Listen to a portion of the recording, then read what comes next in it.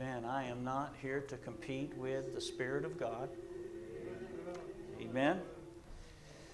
But I believe the Lord has laid a couple of words on my heart that I want to share with you this morning.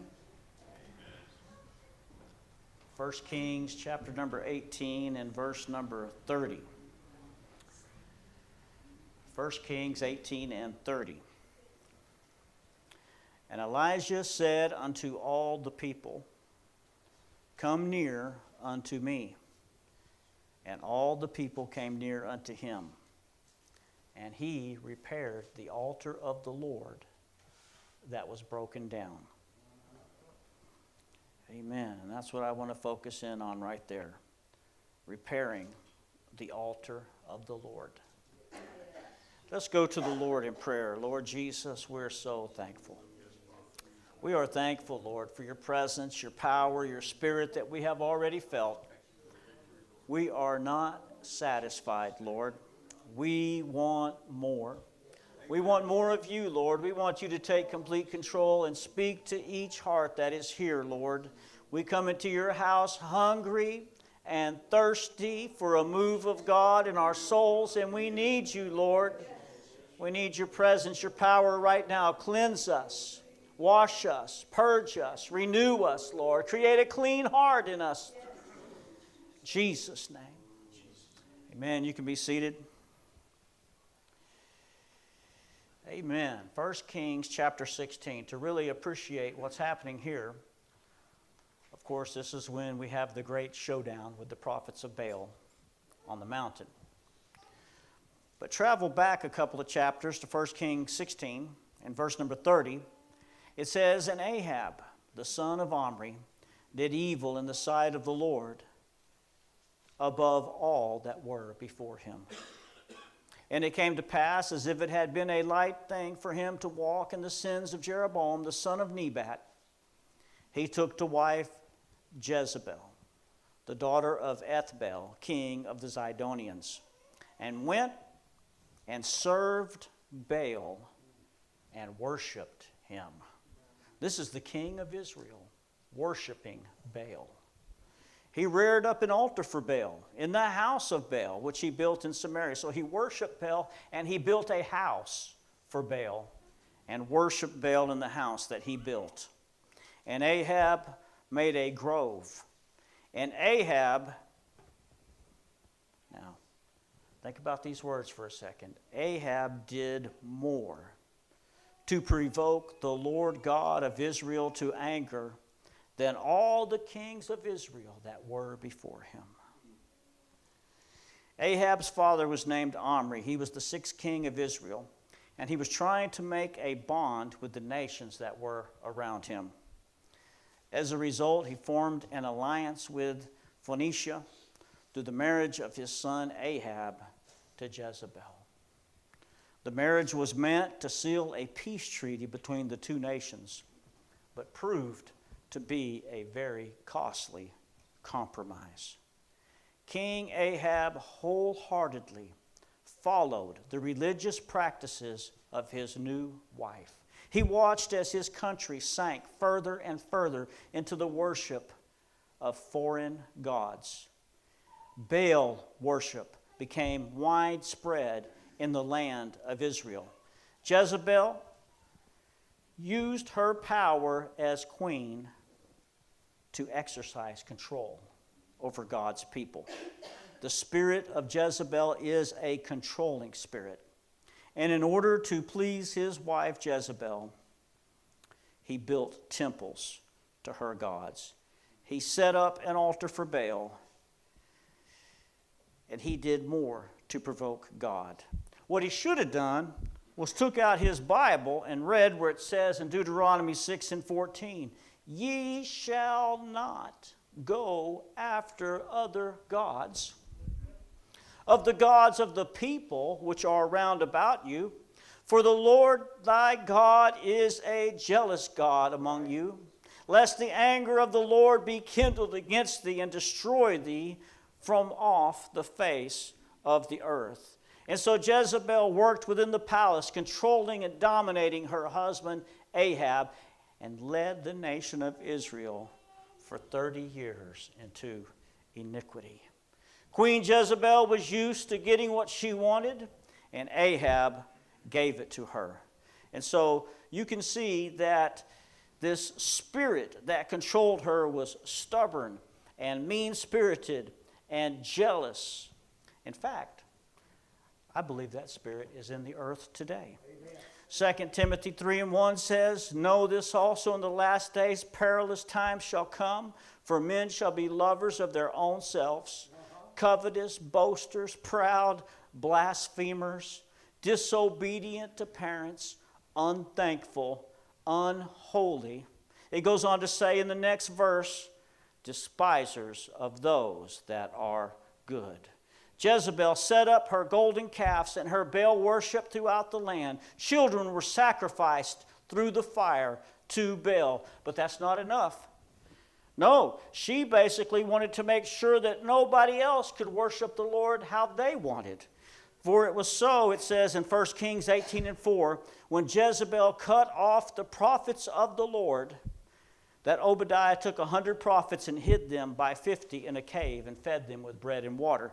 When you read that same verse of 18 in verse 4, it says, while Jezebel was killing off the Lord's prophets. The violence displayed towards the prophets forced them to go into hiding instead of being in the forefront to call the nation back to God. They lived in fear for their lives. Oh, well, the reason I read this in 1 Kings is because it reminds me of the world today. I believe we have many preachers who are hiding.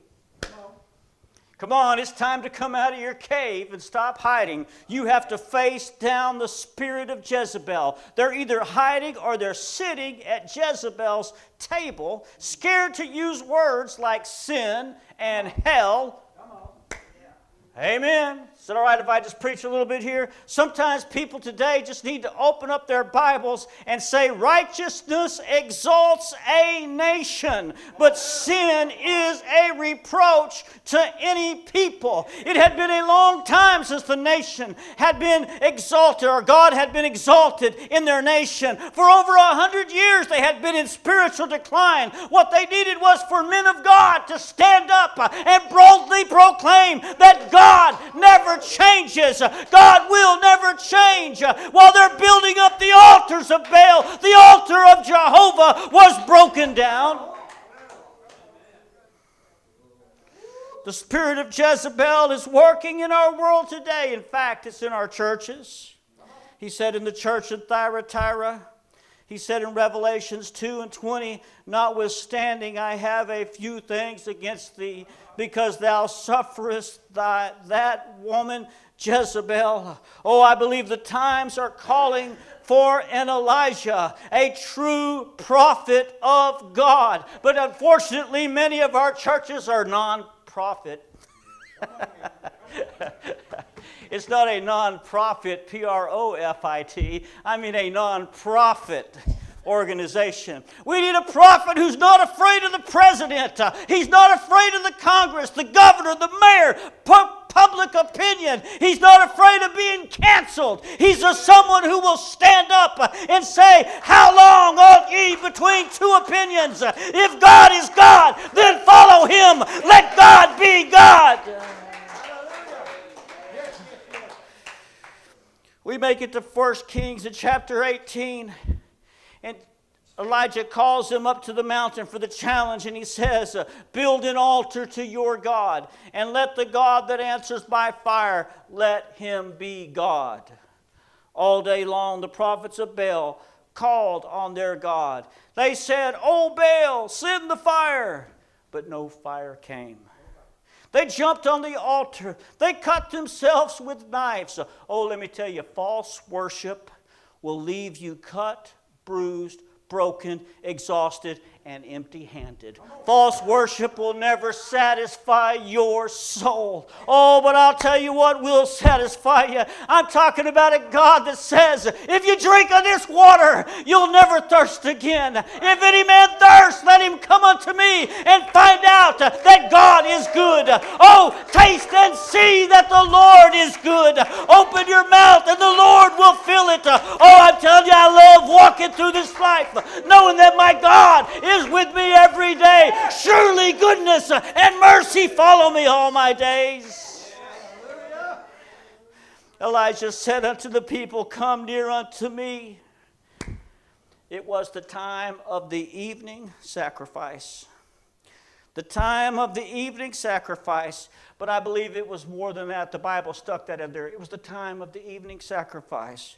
Oh no, I believe it was time. I believe Elijah looked over there and he said, this altar has been in disrepair for far too long. It is time. It is time for us to remember the purpose of the altar. The altar is a sacred place where men make contact with God. The altar should be used every day. The altar is a place where you come and you say, Lord, touch my heart, cleanse my soul, renew my spirit, retouch my mind, be a shield around me. The altar is a place where you come to find your strength and to be free from sin. It's been far too long for some of us. You need that altar in your home. It's time to repair the altar of the Lord. You need an altar, a place to meet with God, and where you die daily to yourself. Paul said it like this in Romans 6:11. Likewise, reckon ye yourselves to be dead indeed unto sin, but alive unto God through Jesus Christ our Lord. Oh, when you come to the altar daily and you acknowledge that you need to put your sins behind you and you need to make connection with God and ask Him to forgive you and renew you and cleanse you. Oh, there's nothing like an altar to help make connection with God. And it has to be a continual sacrifice. I believe that the fire was never to go out. They had that fire burning at the altar. There was always a chance to approach God. The altar is a place where we give God our best. Leviticus 1:3 says, if his offering be a burnt sacrifice of the herd, let him offer a male without blemish. He shall offer it of his own voluntary will at the door of the tabernacle of the congregation before the Lord. He shall put his hand upon the head of the burnt offering, and it shall be accepted for him to make an atonement for him. Compare that to what Malachi said was actually happening with God's people. He said, ye have brought, this is in Malachi 1:13, ye have brought that which was torn and lame and sick. Thus you brought for an offering. Should I accept this of your hand? What are you saying, Brother Wolfe? I'm saying it's time to give God your best. Yes. Not the leftovers. I got time for everything else I'm going to do all week. But when it comes time for my altar time, well, that's going to get just what's left. And that's just how it is, God. You're lucky to have me here. That's what some people say. Oh, but I'm telling you right now, I humbly come before His altar and I say, Lord, this is my best. I give you all of my heart. I give you everything, Lord. I'm laying myself upon the altar today. The altar is a place to set yourselves apart and consecrate yourself to the Lord. God wants the best that you have to offer. The altar was a place of continual confession. It says in Leviticus 5:5, it shall be when he shall be guilty in one of these things, that he shall confess that he has sinned in that thing. Oh, there's no reason to hide it from God, folks. Amen. Oh, the nation of Israel, they had allowed the altar of God to be torn down and broken and in disrepair. They had plenty of time for the altar of Baal and to do the things of their flesh. But when it came to the altar of God, it sat there. Elijah looked at that and said, it's time to repair the altar of the Lord. I'm ready to get into communion with my God. The altar is the place where you call on His name and you meet Him there. Oh, how about it today? It's time to offer up a sacrifice of praise to God continually. Oh, there should be a desire in your heart to communicate with Him. There should be a desire in your heart to come before His throne and say, God, I'm hungry for You. And this altar at the church doesn't need to be the only altar in your life.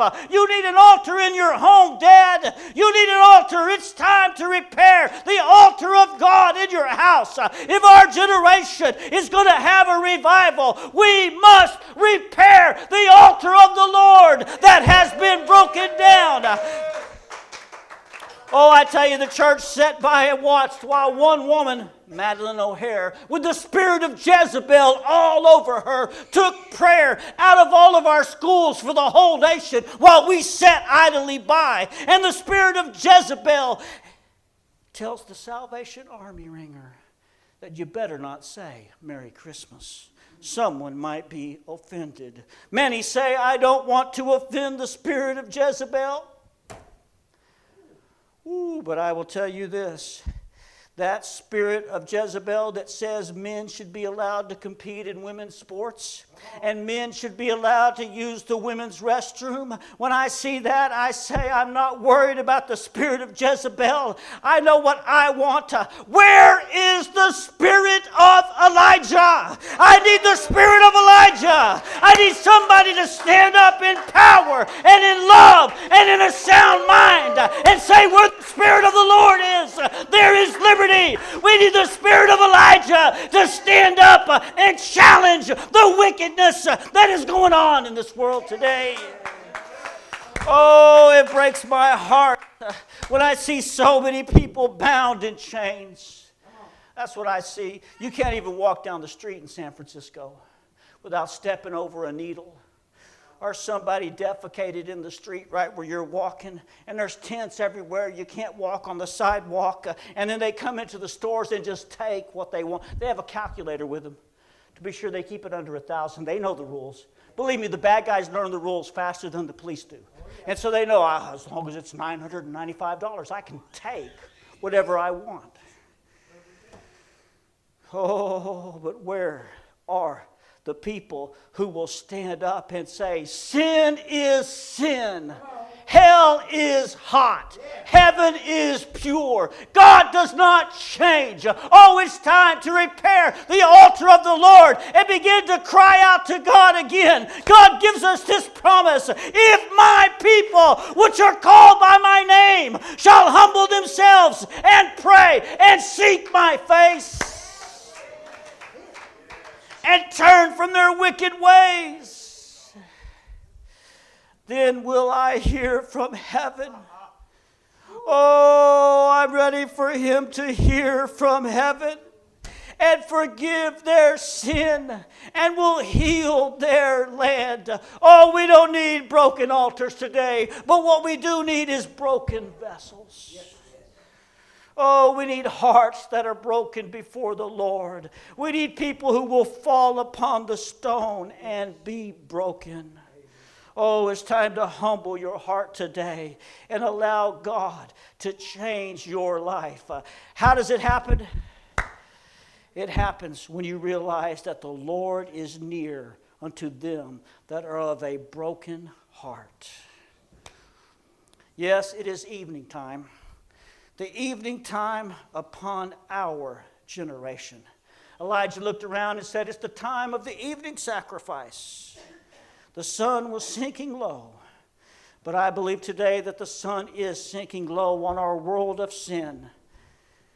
The devil tries to tell us that he don't allow no shouting around here.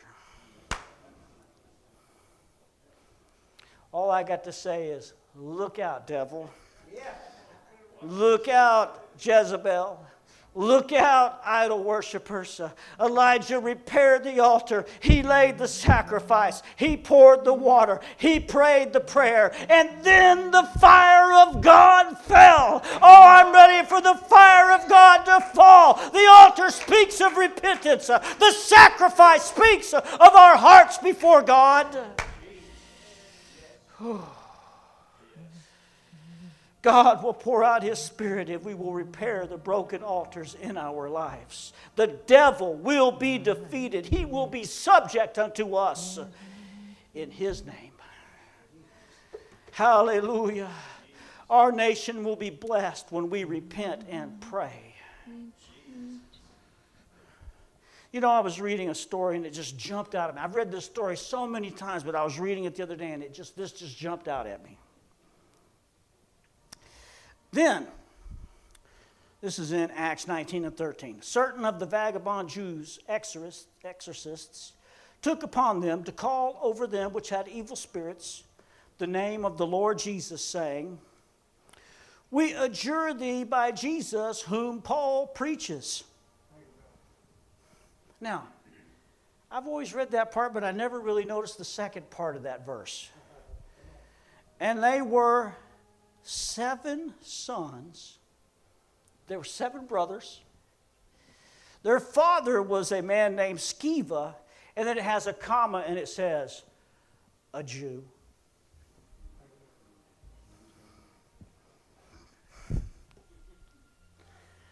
Now, when you look up the word exorcist in the Greek, it's exorkizo, and it indicates adjured, implored, begged the demon spirits to obey. With no real authority over the spirit, they simply begged it. He's a Jew. The seed of Abraham. The gifts and the callings of God are without repentance. God's chosen people. But what happened, Sceva? Somehow, he drifted away. And what happens was, the 7 sons followed Dad. Let that sink in for a second. This is a perfect example of a man who has wandered away from the truth and set a poor spiritual example for his children. That's what I see in this story. Oh, we see his children over there begging a demon to leave. Oh, but when they should have said is, Lord, even the devils are subject unto us through thy name. Why? Because we have an altar. We approach your altar every day, God. The altar in my house is not broken down, but the altar in my house is a place that I approach God every day. And it's there that I commune with God. It's there that I unloose my burdens. It's there that I get close to His presence. It's there that I find grace and help and mercy in my time of need. Oh, it's time to rebuild the altar in your home. You need an altar for your family. You need an altar to pray to God. This altar is open right now. Oh, fathers and mothers, it's time to teach your children to walk in obedience to the Word of God. Oh, it starts with your influence as you show them how to build an altar. How about it? The journey of 1,000 miles begins with a single step. I like what Elijah said. Come near unto me. I'm fixing to show you how we do this thing. Oh, I'm going to show you how we build an altar. And then when we get the altar built, I'll show you a simple prayer. And then the fire of God fell. Woo! You want the fire of God in your home? Oh, you say, give me a revival, Lord. I want to see my family saved. It starts with an altar. Lord, I want to see my family saved. I want to see revival poured out. Oh, come on. You got to repair that altar. You got to get that altar working. You got to open up the communication. Jesus on the main line. Hallelujah. Oh, thank you, Jesus. Testing. Oh, here's my cup, Lord. I lift it up, Lord. Lift up that cup. Come and quench this thirsting of my soul. Oh, bread of heaven. Yes. Oh, feed me till I won't no more. Here's my cup. I lift it up. Just make me whole. Oh, here's my cup, Lord. Oh, hallelujah. I lift it up, Lord. Come and quench this thirsting of my soul. Oh, bread of heaven. Oh, feed me. Yes, Lord. Till I won't no more. Here's my cup. Oh, I lift it up. Just make me whole. Hallelujah. Oh, here's my cup, Lord. Here's my cup. I lift it up, Lord. Woo! Just come and quench